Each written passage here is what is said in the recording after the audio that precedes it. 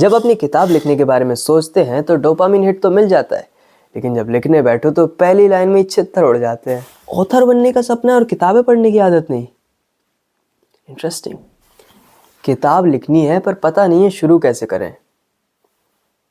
आप बताता हूँ।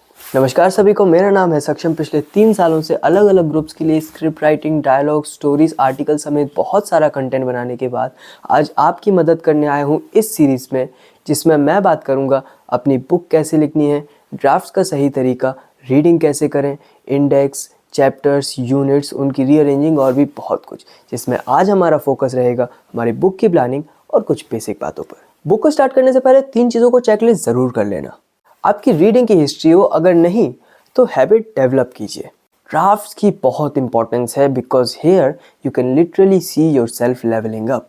और पेशेंस तो भैया बहुत ही ज़रूरी है because writing a book is not a one day game.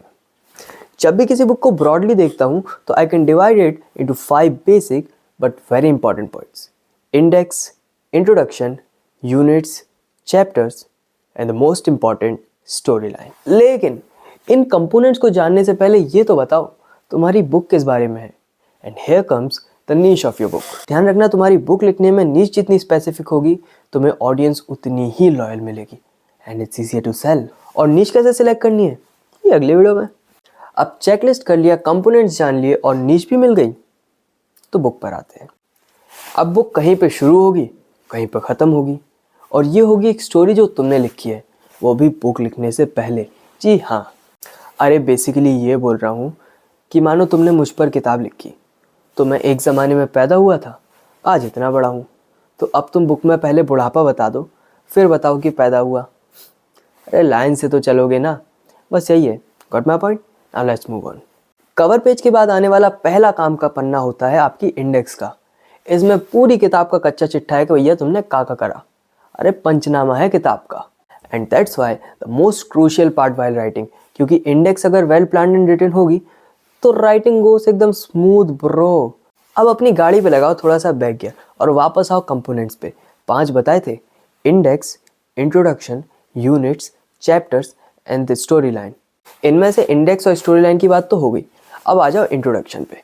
अब इसको लेके कोई सरकारी गाइडलाइंस तो है नहीं, तो ये तुम्हारे बारे में भी हो सकती है, इस बुक के बारे में भी हो सकती है, या चाहो तो दोनों को थोड़ा थोड़ा जोड़ दो। और अगर अपनी लाइफ में इस बुक से जुड़ा कोई इंसिडेंट जोड़ दिया तो भैया बन गया इमोशनल कनेक्ट, तुमसे भी और तुम्हारी बुक से भी।